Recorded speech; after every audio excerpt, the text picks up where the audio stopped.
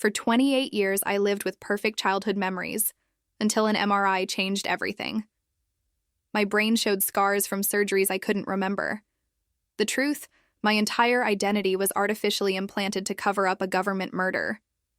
My name is Rachel, and until 3 months ago, I thought I knew exactly who I was. I was a 28-year-old graphic designer from Portland, Oregon, who had overcome a difficult childhood to build a successful career and happy life. I had clear memories of growing up with my loving grandmother after my parents died in a car crash when I was 8. I remembered every birthday party, every bedtime story, every moment of the life that had shaped me into the person I became. What I didn't know was that none of those memories were real.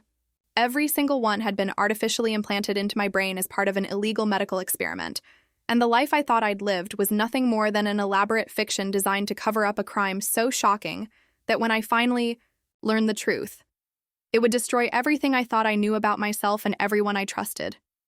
I should start at the beginning, with the headaches that changed everything. They started in January, sharp stabbing pains behind my right eye. That would come without warning and leave me dizzy and disoriented. At first, I thought they were just stress headaches from a big project at work, but they got worse and more frequent over the following weeks.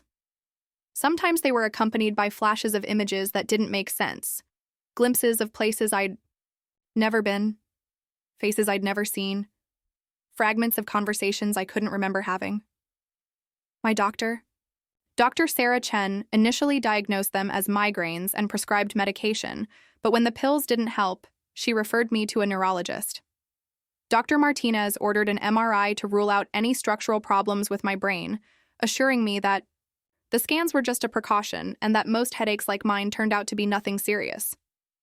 The MRI was scheduled for a Friday afternoon at Portland General Hospital. I remember lying in that claustrophobic machine, listening to the loud banging sounds it made, and thinking about how I'd treat myself to a nice dinner afterward to celebrate getting through what I was sure would be an unnecessary medical procedure. Doctor Martinez called me on Monday morning with results that changed everything. "Rachel, I need you to come in as soon as possible," he said, his voice unusually serious. "There are some abnormalities on your scan that we need to discuss." I took the afternoon off work and went to his office, expecting to hear about some minor issue that could be easily treated. Instead, Dr. Martinez showed me images of my brain that looked like nothing I'd ever seen before. "Rachel, have you ever had brain surgery?" he asked, pointing to areas on the scan that showed clear evidence of surgical intervention. "No," I said, confused. "I've never had any kind of surgery. Why would you ask that?" "Because these images show multiple surgical sites throughout your brain, particularly in areas associated with memory formation and retention," he explained. "These aren't recent. They appear to be at least 15 to 20 years old. The scarring patterns suggest very sophisticated neurosurgical procedures." I stared at the images, feeling like I was looking at someone else's brain. "That's impossible. I would remember having brain surgery." Dr. Martinez was quiet for a moment, then said something that made my blood run cold. "Rachel, that's exactly what concerns me. These surgical sites are in areas that control memory formation. If someone wanted to alter or implant memories, this is exactly where they would operate." The room started spinning. "Are you saying someone operated on my brain to change my memories?" "I'm saying that's one possible explanation for what I'm seeing," he replied carefully. "But Rachel, this kind of memory manipulation is purely theoretical. As far as I know, no one has the technology to successfully implant false memories on this scale." I left his office in a daze, trying to process what I'd learned. Someone had operated on my brain when I was a child, in areas that controlled memory. But I had no recollection of any surgery, any hospital stays, or any medical procedures beyond routine checkups. That night, I called my grandmother to ask about my medical history as a child. Margaret had raised me after my parents' death, and she would certainly remember if I'd had major brain surgery. "Grandma, did I ever have any kind of surgery when I was little?" I asked her. "Head surgery or anything like that?" There was a long pause on the other end of the line. "Why are you asking, sweetheart?" "I had an MRI done, and the doctor found some old surgical scars in my brain.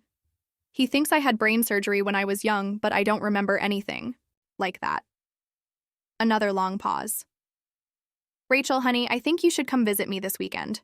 There are some things we need to talk about. Something in her voice made me feel sick. Margaret had always been completely open and honest with me about everything, but now she sounded evasive, almost frightened. I drove to her house in Salem that Saturday morning, my mind racing with possibilities. Maybe I'd had some kind of childhood accident that required emergency brain surgery. Maybe there had been a tumor or injury that I'd blocked out due to trauma. I was hoping for a simple explanation that would make sense of the medical mystery. Margaret was waiting for me on her porch when I arrived, looking older and more fragile than I'd ever seen her. She hugged me tightly, and I could feel her trembling. "Grandma, you're scaring me," I said as we sat down in her living room. "What's going on?" Margaret looked at me with tears in her eyes and said, "Rachel, I'm not your grandmother." The words didn't make sense. "What do you mean? Of course you're my grandmother. You raised me after my parents died." "Your parents didn't die in a car crash," she said quietly. "I don't know who your real parents are or what happened to them. You were brought to me when you were 8 years old by people who told me your name was Rachel and that I needed to take care of you." I felt like the floor was disappearing beneath me. "That's impossible. I remember living with you my whole childhood. I remember you picking me up after the funeral, moving into this house, starting at the new school." "Those memories aren't real, sweetheart," Margaret said, crying openly now. "When you were brought to me, you had no memory of anything before that day.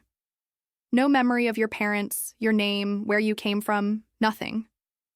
The people who brought you said you'd been in an accident and had amnesia, but that your memories would come back gradually." "But I do remember," I insisted. "I remember my parents. I remember their names, what they looked like, the house we lived in before they died." "Those memories started appearing about 6 months after you came to live with me," Margaret explained. "Slowly at first, then more and more detailed. You'd wake up in the morning with new memories of your parents, new stories about your life before the accident. The people who brought you said this was normal, that traumatic amnesia often resolved this way." I was hyperventilating. "Who were these people? Who brought me to you?" "They said they were from social services," Margaret said. "They had all the proper paperwork, court orders making me your legal guardian, documents about your parents' death. Everything seemed legitimate. They gave me money to take care of you, more money than I'd ever seen. And they said someone would check on you periodically to make sure you were adjusting well." "And did they? Check on me?" "Dr. Sarah Chen visited every few months for the first several years," Margaret said. "She said she was monitoring your recovery from the accident. She would spend time talking with you. Sometimes she'd give you what she called cognitive exercises to help with your memory recovery. Dr. Chen, my current doctor, the one who had dismissed my headaches as migraines, the one who had been monitoring me since I was a child." "Grandma, why didn't you ever tell me this? Why didn't you question what was happening?" Margaret broke down completely then. "Because I loved you, and you seemed happy. Your memories of your parents were so detailed and vivid. You talked about them like they were real people you'd known and loved. The alternative, that you were a child with no identity, no past, no family, seemed so much worse than letting you believe in parents who loved you, even if they were gone. But you must have suspected something was wrong when my memories kept changing and growing." "I did," she admitted, "especially when you started remembering things that seemed impossible. You'd tell me stories about family vacations to places that didn't exist, about relatives I could never find any record of. But Dr. Chen always had explanations. She said trauma could make memories unreliable, that your brain was filling in gaps with fantasy to cope with the loss. I felt like my entire sense of reality was collapsing. So who am I? What's my real name? Where did I come from?" "I don't know," Margaret said. "I tried to find out over the years, but every avenue I pursued led nowhere. The social services agency that supposedly placed you with me doesn't exist. The court orders were filed in a jurisdiction that has no record of them. Your parents' death certificates are forgeries. I had them investigated by a private detective when you turned 18. I spent the rest of that weekend in Margaret's guest room, trying to process what she'd told me.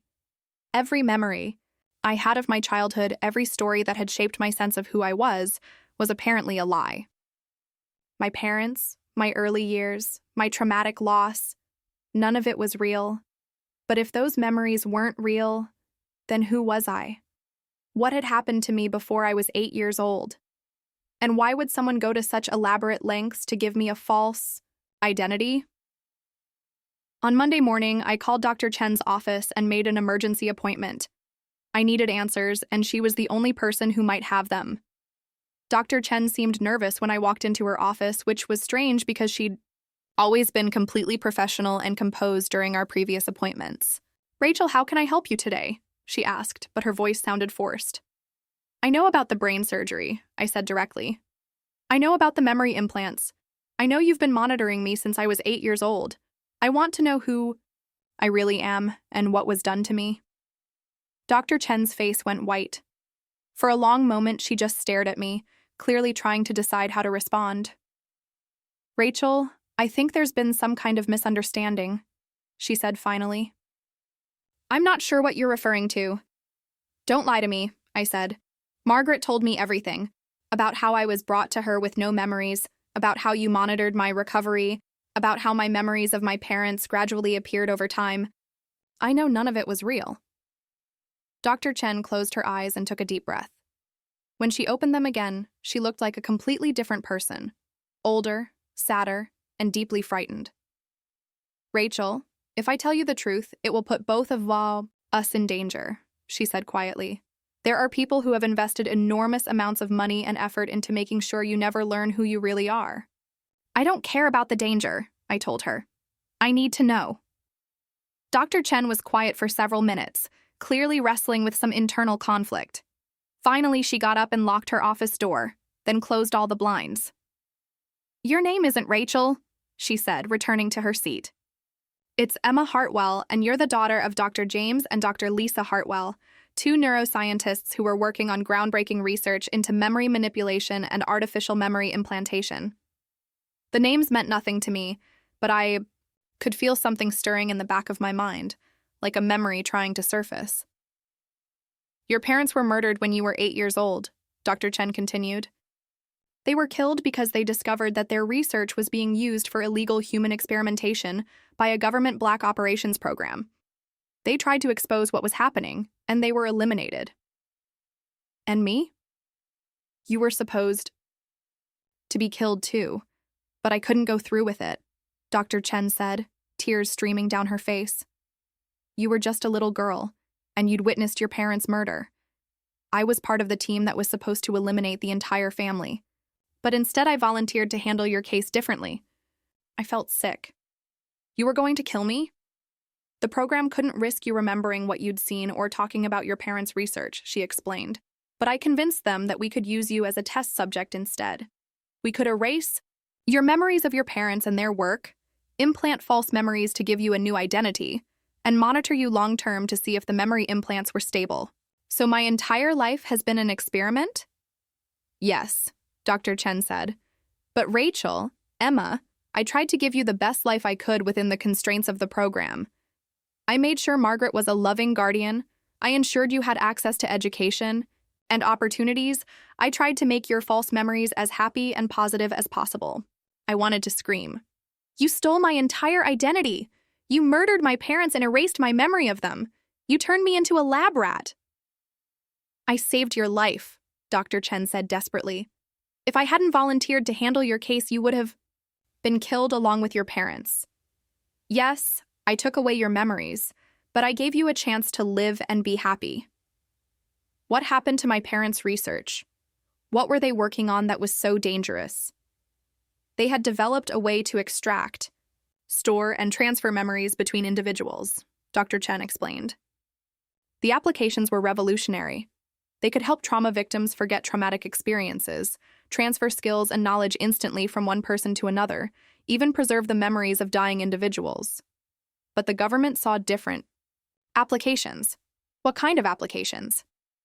"Interrogation without torture, creating sleeper agents with completely fabricated identities, erasing evidence of war crimes from soldiers' minds.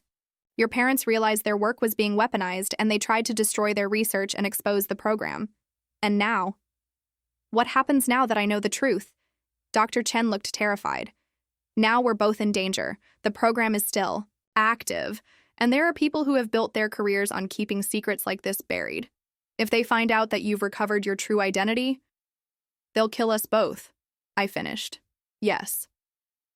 I left Dr. Chen's office that day with more questions than answers, but also with a burning need to learn everything I could about my real parents and their work. If they had died trying to expose this program, then I owed it to their memory to finish what they'd started.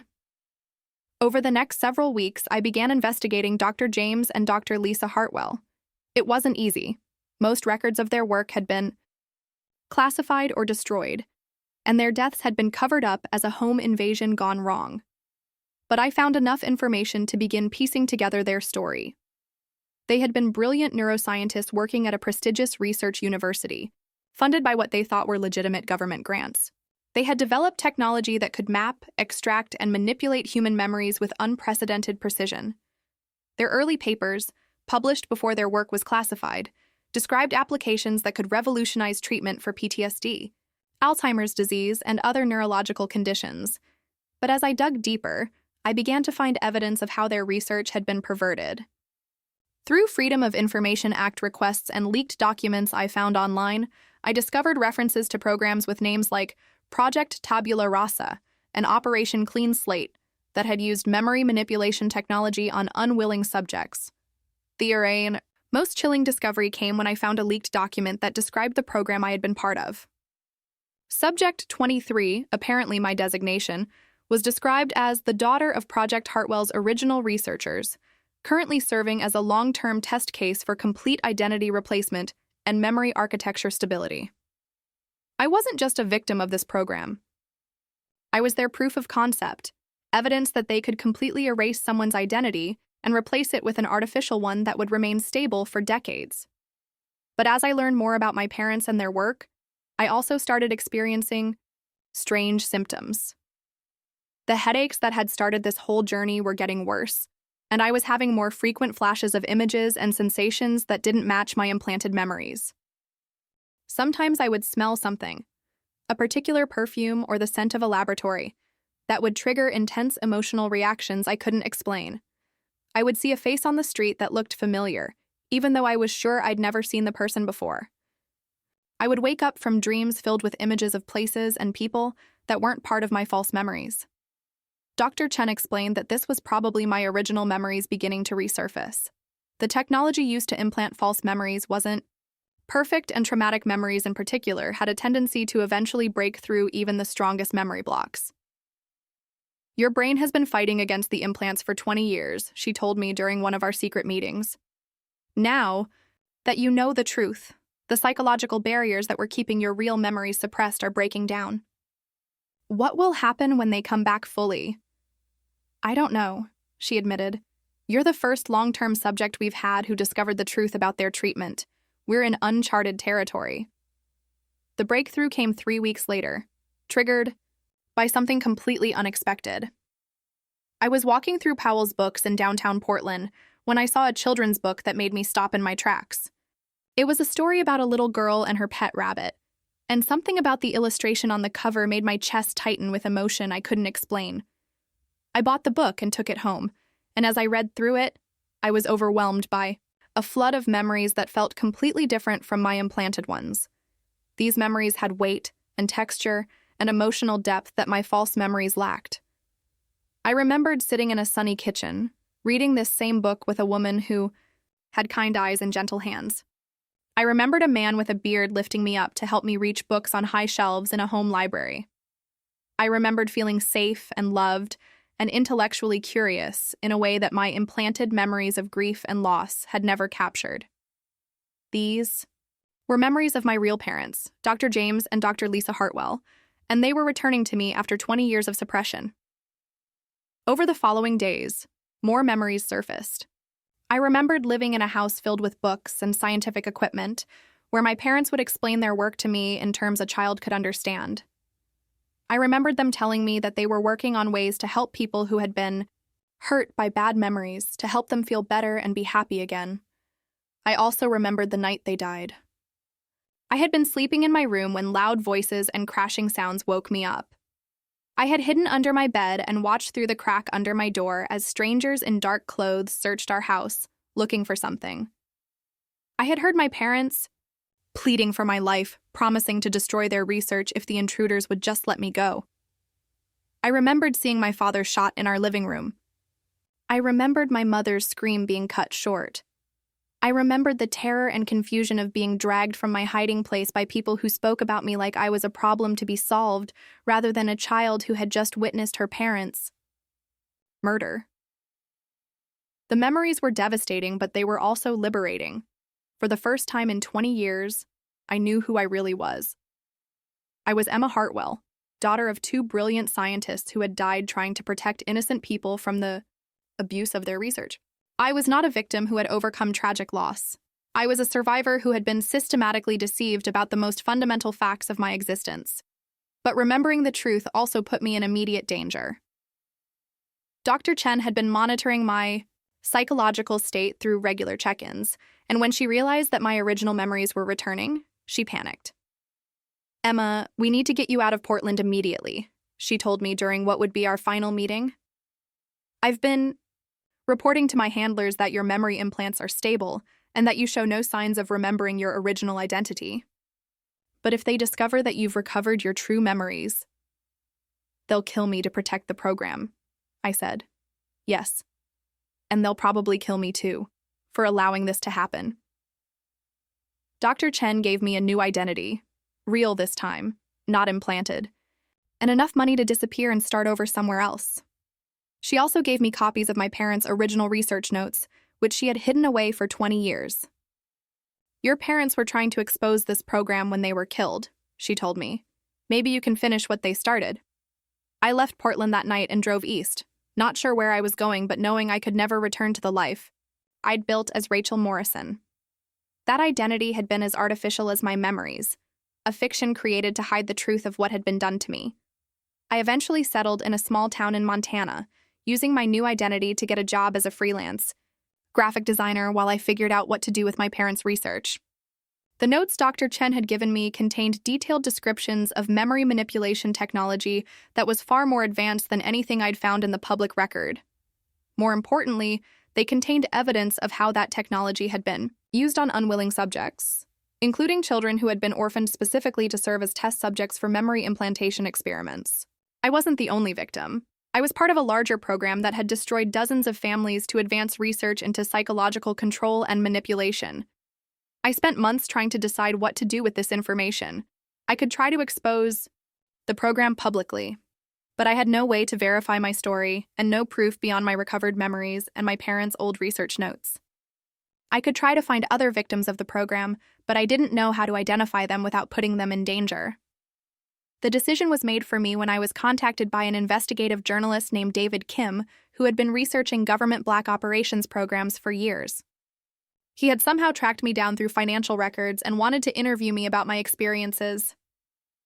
"Emma," he said when we met at a diner outside Billings, "you're not the only survivor I've found.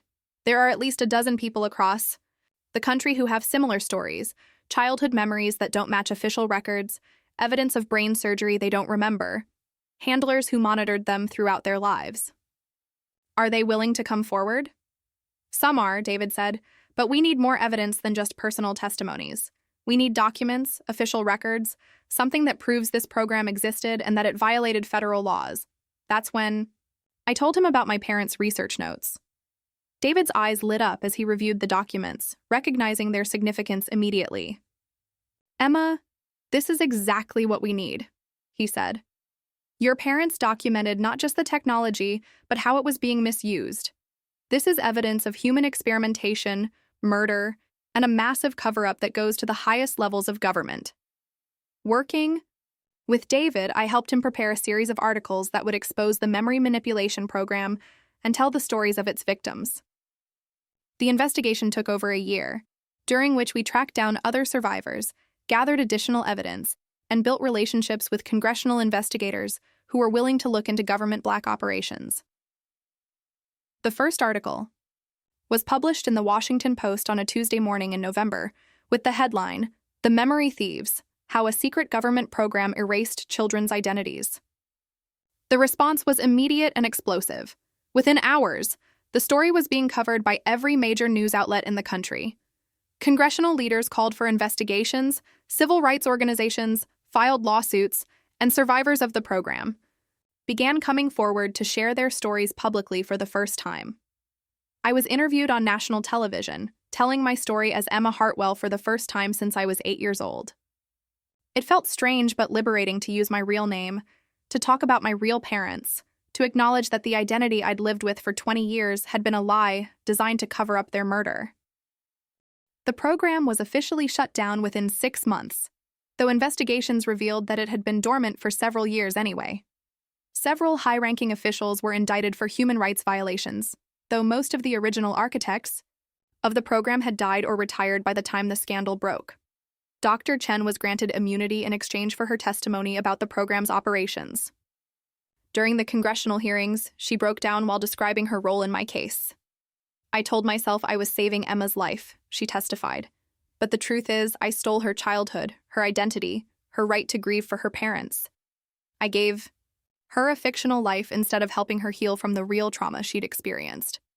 I'll regret that for the rest of my life." The legal settlement I eventually received from the government was substantial, but no amount of money could compensate for 20 years of living a lie. More important to me was the official acknowledgement of what had been done to me and to other victims, and the promise that this kind of experimentation would never be allowed to happen again. Today, I work as an advocate for victims of government experimentation and medical abuse. I help survivors navigate the legal system, connect with mental health services, and rebuild their lives after discovering that their identities were artificially constructed. I've also established a foundation in my parents' memory that funds legitimate research into memory-related therapies, with strict ethical oversight to ensure that their work is used only to help people voluntarily overcome trauma, never to manipulate or control them. I still live in Montana, in a house I bought with the settlement money, surrounded by mountains and wide skies that make me feel free in a way I never experienced during my years as Rachel Morrison. I've kept that name as well. Not because the identity was real, but because Rachel was who I became despite the lies, and that person deserves to be acknowledged too. I never married or had children.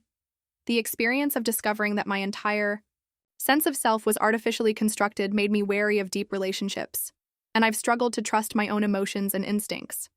But I've built a meaningful life anyway, one based on truth rather than fiction, on helping others rather than living a lie. Sometimes I wonder who I might have become if my parents had lived, if I'd grown up as Emma Hartwell instead of Rachel Morrison. But I've learned that identity isn't just about the past. It's about the choices you make once you know who you really are. I am Emma Hartwell, daughter of 2 brilliant scientists who died trying to protect innocent people from psychological manipulation. I am also Rachel Morrison, a survivor who built a life based on false memories but real values. I am both and neither, a person who exists in the space between fiction and truth, memory and reality. But most importantly, I am someone who chose to use the worst experience imaginable, the theft of my own identity, to help others reclaim theirs. And that choice, unlike my memories, belongs entirely to me.